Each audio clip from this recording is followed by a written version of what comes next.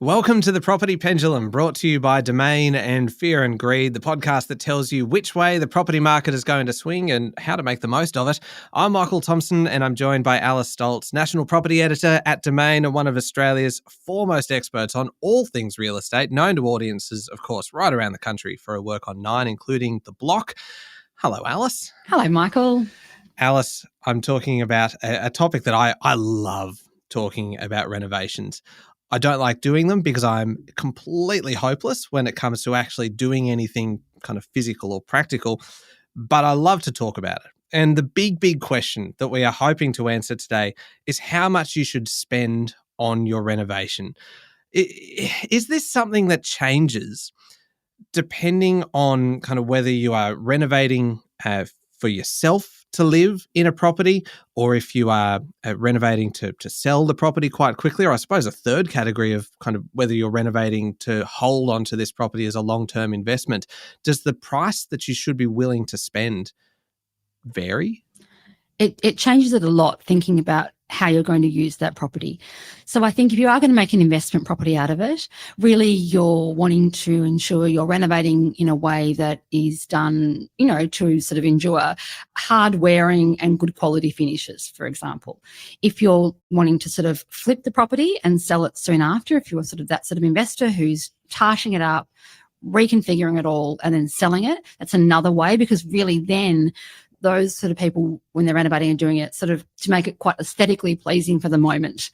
And that often then people will employ tricks to sort of not necessarily do that renovation with as much substance as what they might use if they're renovating the property for themselves. So it's more of a cosmetic kind of thing. Yeah, there'll be often lots of white paint, lots of clean lines, and it all kind of looks good pretty quickly on the eye, and it makes people's thumbs stop when they're looking for a property online, and that's kind of enough for them. Does it backfire on the buyer then, kind of, if a couple of years, or generally you would go through a property and you would know that it has been kind of tarted up, to use your term, for resale?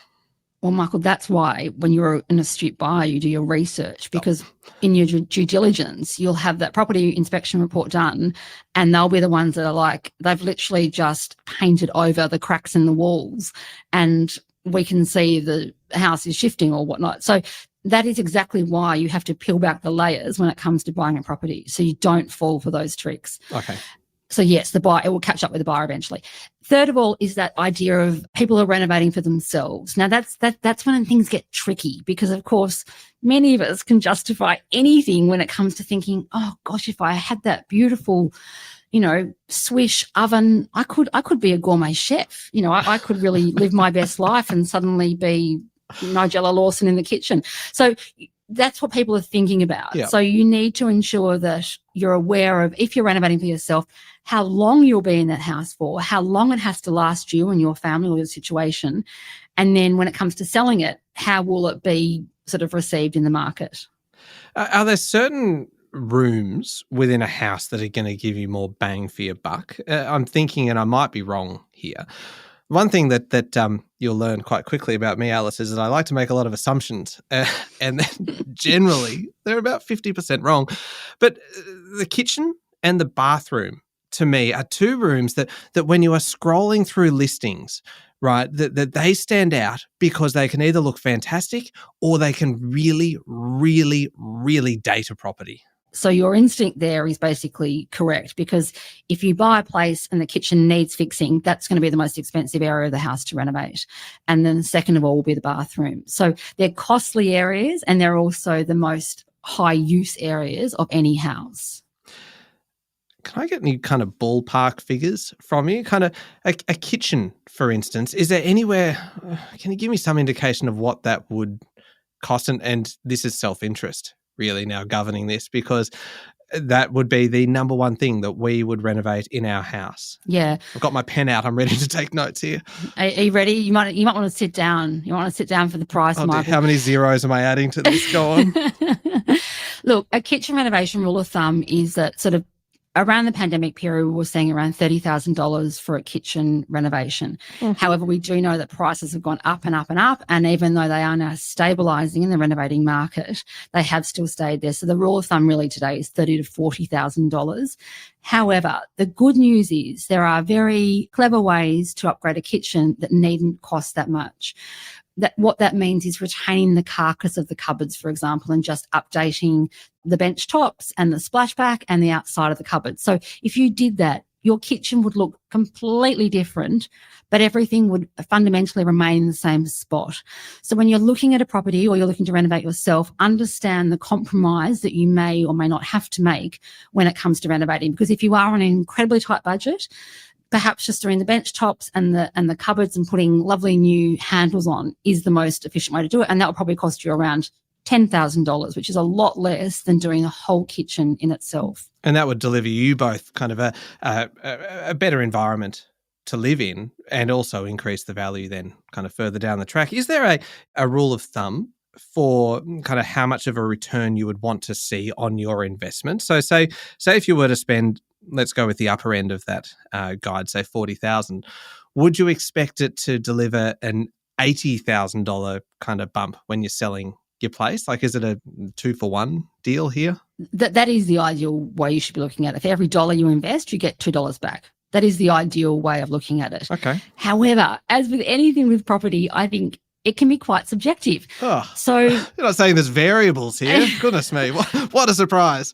So inconvenient, isn't it? Yeah. But if I'm renovating my kitchen and I do whatever I do to it, you might walk in as a buyer to my house and think, well, I don't really want a teppanyaki grill. I don't want a double oven. I don't want a steam oven. I don't want 2 dishwashers. And I certainly don't want a butler's pantry. And then all of a sudden, what I've spent on it is of little value to you as the buyer. So you have to be very mindful of that. And that's why you need to sort of work out, are you renovating for yourself or renovating it to a bit as an investment property or to flip it? So you're saying then really there are some good kind of principles of go basic, go clean, and go things that would have broader universal appeal rather than, say, the quite niche examples of the teppanyaki grill. I love that. I can't imagine that would have kind of buyers just falling over themselves to pick up a kitchen with a teppanyaki grill. Again, that could be an assumption that's wrong. Michael, you're not close enough to how real Australians wish they were living their lives at the moment. I mean, people see these things as like status symbols now in Australia. Like, you know, and full disclosure, I'm not at all a fan of a teppanyaki grill and nor do I want one either. However, people see that as a bell and whistle on a house and those sort of features as a new level of status, luxury, achievement. Like it's mind-blowing. And because our kitchens now are everything in a home. They're often the dining room, the living room, the study, the work from home space, where you might have a drink, where you then might have a cup of tea with your mother-in-law. Like they are the place that everything happens. So people can very easily justify spending everything on that space and going a bit crazy with it. I have young kids, so I just see a teppanyaki grill as a gigantic first aid hazard. You're a very sensible person, Michael. I like to think so. The kitchen, okay, we know that's kind of 30 to 40,000, just a rough ballpark figure, but there is the kind of potentially cheaper ways to do it for 10K, which is maybe more of a superficial kind of way rather than a full. Did you say retaining the carcass? You said that before, didn't you? Was it the carcass? Such a lovely image. The carcass is the shell of obviously all the cupboards and whatnot. But it's a wonderful way because, you know, laminates, and it doesn't cost that much. And, you know, if you walk into a kitchen that's got a 70s design and it's some sort of, you know, that sort of cream beige that we saw a lot of during that period. Yep. You can easily refresh that with sort of the colour of the moment, that sort of sage green, for example, or is very easily put over the top and the expense is quite minimal as opposed to ripping out all those cupboards and putting in new ones. What about the bathroom? Is there a ballpark figure for that one? And I cannot imagine a way to do anything in the bathroom cheaply because it feels as though as soon as you are doing anything with water, the cost just goes through the roof. Oh, it's a nightmare because you just look at a bathroom and you think, oh, it's just a small room. How bad could it be? And it's like, it's it's bad in terms of the cost of it. So the rule of thumb for bathrooms is around $20,000 to $25,000, which, when you think about how small that space often is, I just think is always such an eye-watering amount. But basically, you also need to, if you're working with an architect, have a builder look at over those plans to ensure that estimated cost is right, because sometimes architects or interior designers, as wonderful as they are and worth their weight in gold, have perhaps grander visions of what it will cost compared to what it will actually be in reality. So always get a builder to sort of verify that cost when you're exploring these options. But again, tiling expensive, moving a shower or a bath expensive, anything that involves waterproofing, revoltingly expensive. But then you learn, though, all these tricks, like use large format tiles, for example. Don't tile all the way up to the ceiling, for example. Like, do you need a double vanity? Probably not. Do you need a bidet? I don't think so. You probably put that up there with the teppanyaki grill as probably one of the status symbols that really, really not super essential. We could have a whole other segment on these crazy over-the-top features that people have in homes these days, like steam showers are now a thing. And anyway, we'll leave that on for another day, Michael. But for example, like heated towel rails, for example, have suddenly become very normal in a lot of homes, or underfloor heating in the bathroom has become kind of like, oh yeah, of course I'll have that. And I often think, wow, have we like jumped the shark ourselves here in terms of that we're now at this point where we're just really, I don't know, dialing up our homes and spending money unnecessarily that we may not actually get back. You know how when you're a kid, there are certain things that you see in people's houses that you see them and you assume that then that person was rich, right? For me, that symbol of wealth, of having made it, was always the dual vanity, to have two sinks in your bathroom. If I walked into a bathroom and there were two sinks, I'm like, oh, this person's loaded. So for me, you're talking about teppanyaki grills and various things. That is the status symbol for me. If I can get two sinks side by side, I am done. Yeah, it's funny, isn't it, how it just takes you back to that idea of what is a luxury home, I guess. Yeah. For me, it was the spa bath. The spa bath was always that next level of like, oh, wow, Yep. And it's interesting. A lot of these features now are like underfloor heating, heated towel rails, marble. A lot of these things are sort of more that idea of the quieter luxury that you can't often sort of see until you use the space. So it's interesting, but I do think it's important to, if you do have budget constraints, just to be mindful of how crazy it can quickly get. Can I ask you then, so we've covered kind of bathrooms and kitchens, the really expensive ones, but also the kind of high impact spaces. What about outdoors? Does a garden renovation count for anything? Because again, self-interest, that is probably the one space in which I feel like I could actually contribute and deliver some value. Oh, I love that enthusiasm you've got, Michael. The caution I'd issue is that gardens can be so expensive. If you do any kind of paving, a deck, even like an integrated barbecue these days, don't even mention a pool, but all these things can cost a lot. So I think this is the way I think you should approach it. Have a plan, a roadmap of what you would like that garden to be over the years to come for you and your situation. And then do a piecemeal approach to it, bit by bit. Like get the boundary trees in, for example, and you could do that yourself. And then realize you have to do a bit of paving. You need to get someone to do that, which will be expensive. Save for that, then get the paving done.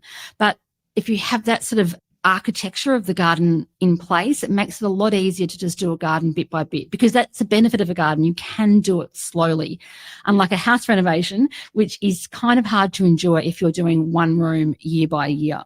Yeah. And in terms of then other rooms, bedrooms and things like that, are they going to deliver a return, a decent return, or is it less than, say, those high impact spaces of the bathroom and the kitchen? It's certainly less, but they are still important. And that's because if you have a beautiful bathroom and kitchen, but you haven't touched the bedrooms, that person buying that house, if you're looking at someone buying it, they still have to do work to the property. So be mindful if you need that continuity throughout a house, and ideally all things are fairly equal within the house. I do think, though, if you've done the bathroom and the kitchen, you just think, I think I'm almost done here in terms of what I can actually afford. The other option is you can also just paint the house one colour, a nice soft grey, sort of an antique white or something, all throughout. Will just freshen it up incredibly. And you can also look at things like this idea of putting new floorboards down, or parquetry or engineered floorboards can actually be another way to dramatically improve the feel of a property, or recarpeting the rooms. So there are little tricks you can do which are a lot easier and more accessible in terms of that price point. But again, do it simply and don't overinvest in them. Overinvesting, that is something that I needed to ask you about, because we're nearly out of time here. But overcapitalising on a renovation here, what exactly is it, and how do you avoid it? Is it by sticking to what you know and using that rule of thumb of kind of you are looking for a 2-to-1 kind of, for every dollar you invest, you are aiming to get $2 back, and focusing on those kind of high value rooms that you know are going to actually deliver you that return? It is all those things, but I think it's also being aware of the area you're living in. So when I see houses that have been overcapitalised on, often they're done in a way that doesn't suit the area that they're living in. Oh. So you're suddenly creating a property that people don't want in that area. You've made a family home in the inner city where there are no families living, for example. You've put in kids' rooms, rumpus rooms, whatnot, and it's just not, there's no one there to meet the demand for that. So when it comes to overcapitalising, it happens because people just get carried away and they create a home purely for themselves. So if you can afford to make your ideal bespoke home, knock yourself out.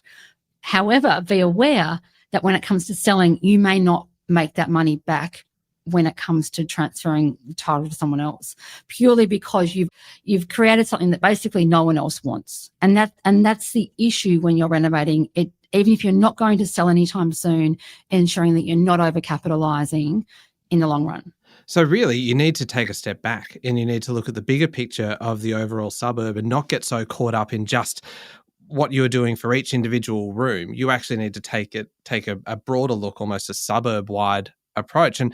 And really the sweet spot would be to find a style that you like, that you love, that you could live in, but that it fits with your local area and hopefully is going to have broader appeal rather than just you. So we're not talking about kind of bright pink feature walls and things. We're talking about kind of perhaps your more timeless styles. And clearly you can tell I have very little idea and very little style.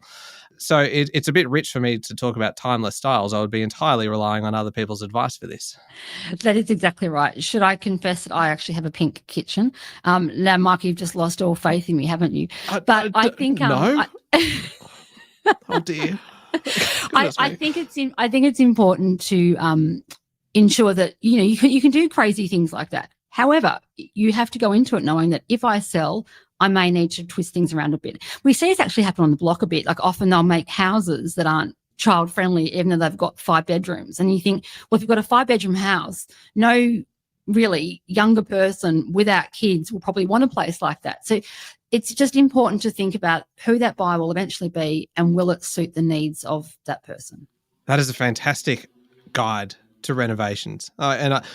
Renovations is one of those topics that we could fill kind of 20 episodes on. And I suspect it's something that we probably would like to do because clearly the success of the block shows that there is an enormous appetite for DIY and for renovations, and particularly when you are taking those 3 different approaches, whether it's renovating for yourself, renovating to resell, or renovating as kind of a long-term investment. There are so many different options, and hopefully we've done I'm going to give ourselves a mark here of an admirable effort today, giving an overview. And we didn't even get into the vexed issue of open plan living when renovating. So we'll save that one for another day. Oh, that one sounds meaty. I look forward to that. And hopefully we can discuss retaining the carcass once again.